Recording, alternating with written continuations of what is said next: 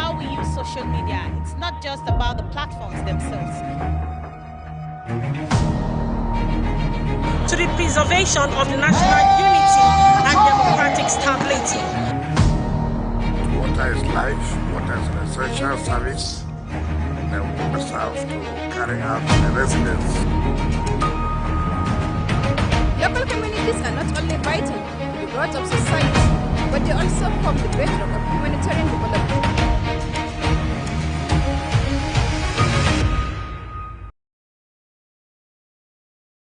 Hello and welcome to The Reporter, a news and current affairs program that goes beyond the headlines, bringing reporters from the field to give first-hand accounts and in-depth analysis of unfolding issues, correspondence perspectives, ensuring balanced, credible and comprehensive storytelling. Welcome once again. I am Aniete Patrick. Kano State Governor Abba Kabir Yusuf has resigned his membership of the new Nigeria People's Party, NNPP, deepening political realignment in the state. The governor formally communicated his decision in a letter to the party leadership at the ward level, citing worsening internal crisis and the need to protect the overall interests of Kano State. The governor attributed his exit to persistent leadership disputes and legal battles that have weakened cohesion within the NNPP at both state and national levels. He noted that the prolonged internal instability has created divisions, uncertainty, and operational cracks within the party's structure, making it increasingly difficult to sustain effective political coordination. Governor Yusuf's resignation was announced alongside the defection of 21 members of the Kano State House of Assembly, 8 members of the House of Representatives, and 44 local government chairmen, marking a major political shift. The move signals a decisive break from the NNPP and sets the stage for a new political direction. As the governor insists, his action is guided by peace, stability, and continued development of Kano State. He has a follow-up interview or response in line with that particular defection.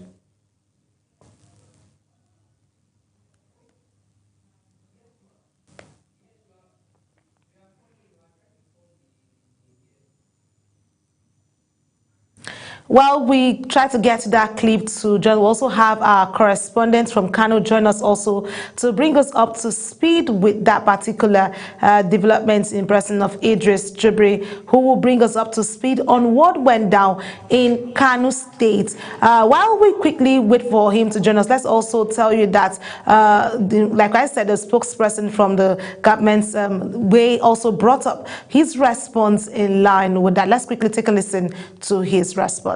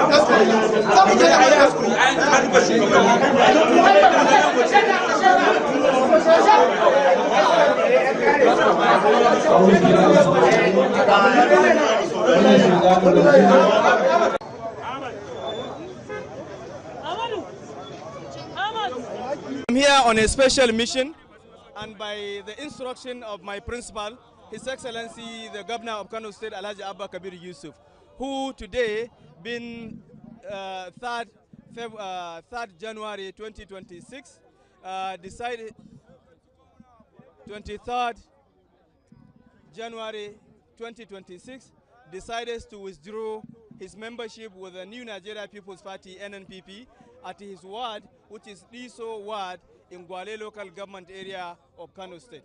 This resignation is solely personal due to the internal crisis the party is facing. And His Excellency, in the best interest of the good people of Kano State, decided to leave this platform at this time so that he can decide for himself another political journey. And His Excellency is resigning along with 8 members of the House of Representatives and 21 members of the State House of Assembly, with the 44 local government chairmen in Kano State. And we will announce the next political destination of His Excellency in no distant time.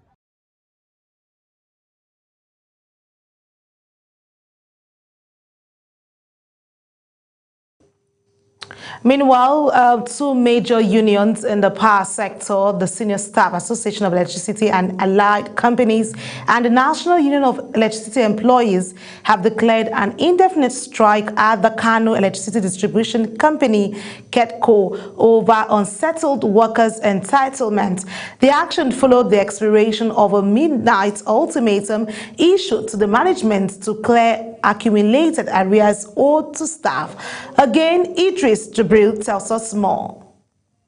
Tension mounted at the Kano Electricity Distribution Company as labor unions in power sector picketed the company's head office in Kano. Following the expiration of the midnight deadline, the Senior Staff Association of Electricity and Allied Companies and the National Union of Electricity Employees announced a total withdrawal of services across the company. The unions say negotiations with management broke down over 3 categories of unpaid arrears, which they claim have remained unsettled despite repeated agreements. Our only issue is that we have staff welfare problem, and this management, we call their attention for them to at least listen to our demand, but they refuse to listen to our demand.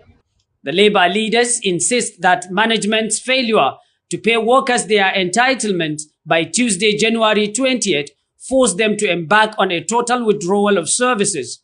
KEDCO staff are hardworking staff, and everybody can testify through the revenue they are generating. So they deserve some level of respect by giving them what is meant for them. Remittance of pension, we talk about conducive working environment, we talk about the 13 months, we talk about so many things. Responding to the development, the management of KEDCO appealed for calm, saying efforts are ongoing to resolve the issues and restore electricity supply to customers. We sat down and we took a look at the thing holistically and agreed with the 2 in-house unions that going forward, we are going to be paying pensions, current pensions, and 1 month outstanding, and then at the end of every quarter, we'll pay 2 months arrears and 1 current till we exhaust arrears when it comes to pension. The strike action is expected to disrupt power supply across Kano and other areas served by KEDCO if the stalemate persists. From Kano, Idris Jubrin, Global Television News. All right, joining me right now all the way from Kano is to bring us up to speed in line with that defection story and also talk to us about the legislative issue challenge there in Kano State is our correspondent from Kano State, Idris Jibrin, who is joining us right all the way from Kano. Hello, Idris. It's good to have you join me on the report. Yeah. How are you doing? Yeah, good evening. Good evening. I can hear you. All right, Idris, let's quickly start up with the first story on the defection. What does Governor Abba Kabir Yusuf Ezit mean from the NNPP alongside the mass defection of key lawmakers and council chairmen for the balance of political power in Kano State ahead of future elections?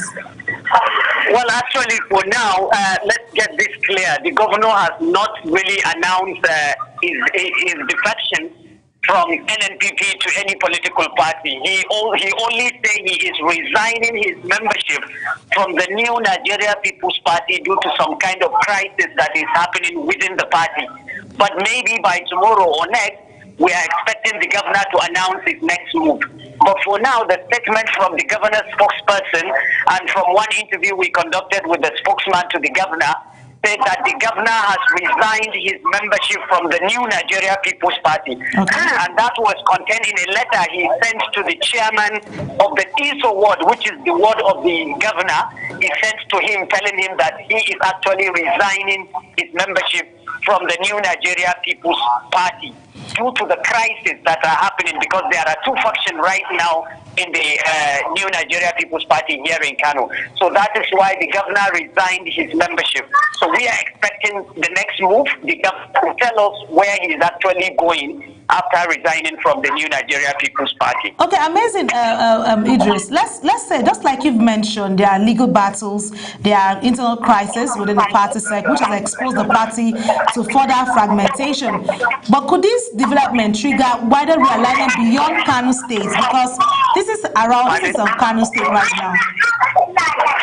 Well, actually, despite, of course, there are some legal issues surrounding all this crisis that is happening. You know, it's about the logo of the political party. These ones have what they call Mekai Marmari, and these ones, they have the book, which symbolizes education.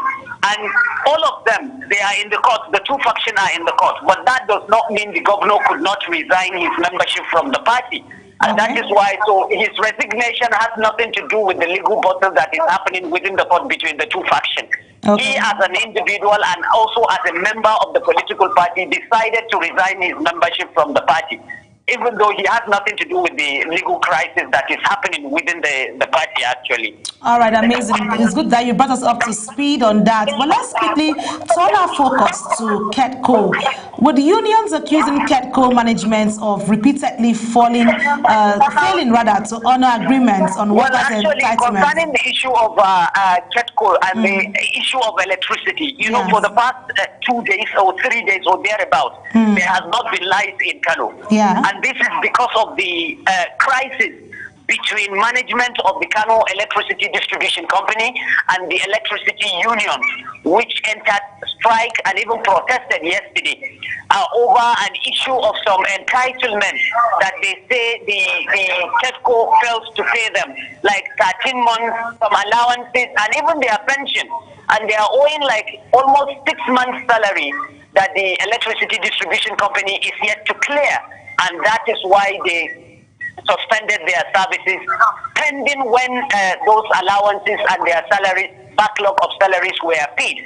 So for now, as I'm talking to you, Kano is in darkness, total darkness, because there is no light. Anywhere you see electricity is either generator or solar that is working, but there is no light for the past 2 days in Kano. So are you saying the consumers are prepared enough for this prolonged outage if talks fail to meet or they fail to meet an agreement in terms of conversations? Of course, if they reach any agreement, based on what we discussed yesterday with the managing director of Kano Electricity Distribution Company, he says they have already reached an agreement. From the time he resumed as the managing director of KETCO, he sat down with the two unions and they agreed that every month they will be remitting, like they will be giving them, instead of giving them 1 month salary, they will be giving them 2 months salary, and then they will be getting their allowances subsequently. And this was the agreement back then. But then the electricity unions are saying that even this agreement that they agreed with management of KETCO, they failed to honor this particular agreement, paying them like 2 months salary at the end of every month, 2 months salary, and then their allowances will later follow. They refuse to respect that agreement. That is why they embark on this strike. But we are expecting, they said they will enter a meeting yesterday and today, and we still haven't had anything from them. But we believe that as soon as they reach agreement, light will be restored to customers across Kano State. All right, amazing. Thank you so much, Idris, for the updates from Kano so far. Do enjoy the rest of your day. Thank you very much. All right, amazing. Let's move our focus away from Kano and tell you what's happening with the People's Democratic Party, PDP, who have expressed dissatisfaction with the dismissal of one of its suits by Federal High Court, saying it is considering an appeal against the ruling. Addressing journalists after the court proceedings, PDP factional chairman Kabiru Turaki disclosed that two matters involving the PDP came up for hearing. Yes, Ubong Usoro with the rest of the story.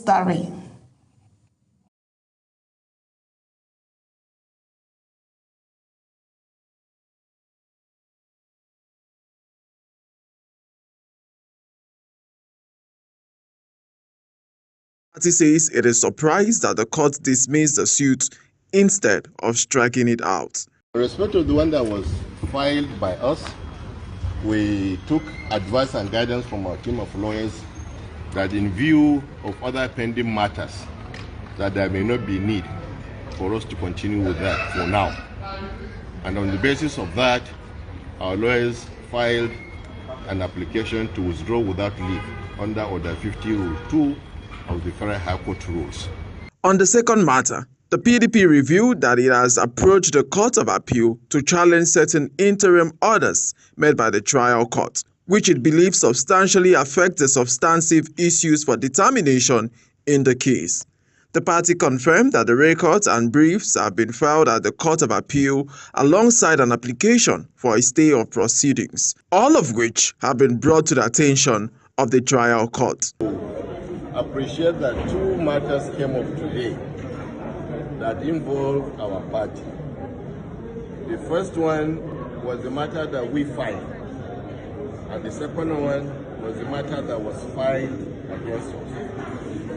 In respect of the matter that we filed, we took advice and guidance from our team of lawyers that in view of other matters that are pending in many other courts, that there may not be need for us to continue with that matter, especially in view of the application for the QSAT, which we filed before the court in respect of that matter.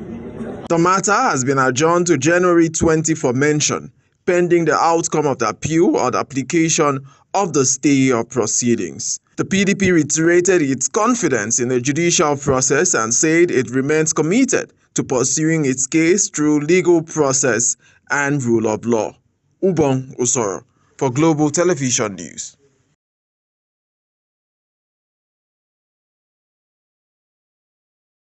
And joining me live in the studio here is our political correspondent, Ubong Usoro, to bring us up to speed. Seems a lot's happening in the political space in the build-up to 2027. Ubong, it's good to have you join me. Thank you so much, Anita. A lot of issues happen, and then a lot of people have said PDP there's nothing for them ahead of 2027. But let's start with what does the court decision to dismiss, or how do I put this? What does the court decision to dismiss rather than, is it better for them to dismiss than strike out the PDP suits? Or what does it legally mean for them, basically? All right, so when a court strikes out a case, it means that they are looking at procedural errors. Okay. Maybe you didn't put out the case, you didn't file in the case on time, maybe you didn't follow the procedures and all of that. So you can as well file back that particular case. Okay. When a case is dismissed, it means most often than not, it means you cannot file back that case. It is dismissed on the grounds of merit. Okay. It lacks the merit, and it is a waste of time for the court to sit down on that particular matter. Okay. So Kabiru Turaki, SAN, they had two cases that they had filed. Remember, they are still fighting for legitimacy after the convention that happened on the 25th, on the 15th and 16th of November in Ibadan, Oyo State Capital, that Damagun handed over to Tanimu Turaki. There is still a faction of the party led by Senator Samuel Anyanwu, the East-Wal secretary of the party, that and Nyesom Wike, Sam Moha, and a lot of other PDP prominent persons who do not recognize the leadership of Tanimu Turaki. So it is still a fight of legitimacy, so that the court will now use its power to tell INEC to recognize this particular leadership. So it's a fight of who is the leader of the PDP at this time. So this is a big blow. Like he has said, they will go back, speak with their lawyers, and look at what they can do again to confirm that he in this case is the leader of the party. But Abdurrahman, who is also the leader of the other faction of the party, caretaker committee, argues that fact, telling Turaki that you are not the leader, I am the leader. Okay, so a lot of concerns will be asked or raised around this. How could this impact the party's chances if it proceeds with an appeal? Because just like you said, it's correcting the procedural way it was put in place. How does this impact? Dismissal means with this case is out of but there's still one other case that will come up for hearing very soon, right, still at the High Court level. And it is very painful now because we've seen with the FCT elections that are coming, that back and forth as to is INEC going to accept who is going to file the names, because if you are standing election now, PDP cannot send your name to INEC. Damagun's name is still on INEC portal, and Damagun is no longer on the center of power. In fact, the governor of Osun State had to leave the PDP for a court party. I spoke with his AC on my program on political matters, and he said the governor left, painfully so, because not like the governor wanted a court, but he had no option. Okay. Well, there's a whole lot happening, like I said, is the build-up, and there's nothing we can, that's the normal thing. So I said, thank you so much, Ubong, for bringing us up to speed on that particular issue. We look forward to more engagement with that. Well, let's quickly tell you that United States President Donald Trump says Hamas has to give up its weapons, warning that any action to the contrary will signal the end of the group. Trump spoke at the World Economic Forum in Davos while addressing his newly created Board of Peace that has originally been set up to oversee the reconstruction of Gaza going forward. Here is Uyi Agumofebe's report. The U.S. president has again cast himself as a global peacemaker despite widespread skepticism over a plan that aims to rewrite the global order. Trump officials also unveiled ambitious plans for what they termed a new Gaza during the ceremony, with the U.S. leader describing the devastated Palestinian territory as, quote, great real estate. On his part, U.S. Secretary of State Marco Rubio praised Trump for the initiative and reiterated implicit confidence in members of the board. Now we have this Board of Peace, who I believe's possibilities are endless. Obviously with a focus first and foremost on making sure that this peace deal in Gaza becomes enduring. And I know this president has it as his highest priority and will give it everything he has to make sure that this is successful. This is not just a board of peace, this is a board of action. Just like President Trump is a president of action. A lot of times people like to give speeches. I've been to many of these forums, and they're not useless, and they're not, they have utility in many cases. But oftentimes in international affairs, we often find ourselves at events where people are reading these scripted statements, these strongly worded. Well, joining me live in the studio is Uyi Agumofegbe to bring us up to speed on that. Quickly, Uyi, it's good to have you join me. I'm delighted. Always a pleasure. Well, let's quickly get to this straight.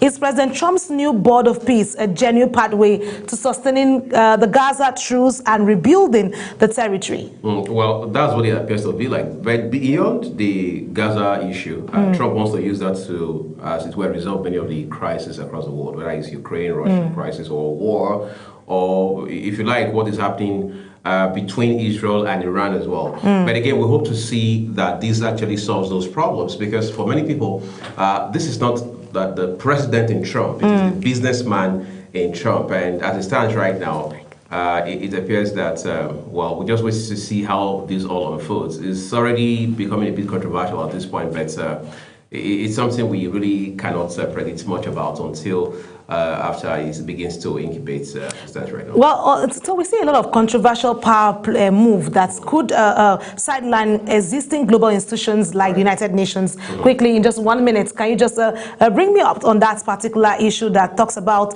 the existing global institutions like the United Nations? Well, okay, so that's another conversation. I mean, another angle to the conversation. The theory that this might just be an effort, a very strategic one by the U.S. president to, if you like, create some sort of rival for the United Nations. And if that's the case, it means this will signal the end of, the beginning of the end of the UN as we know it. All right, thank you so much, Uyi. I wish we could take more on that because there's a whole lot of things to talk around this particular issue.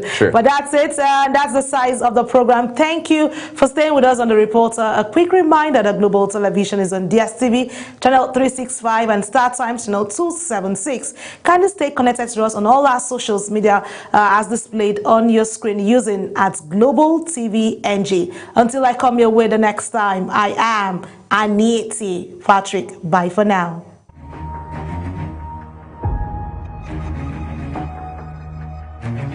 Be mindful of how we use social media. It's not just about the platforms themselves.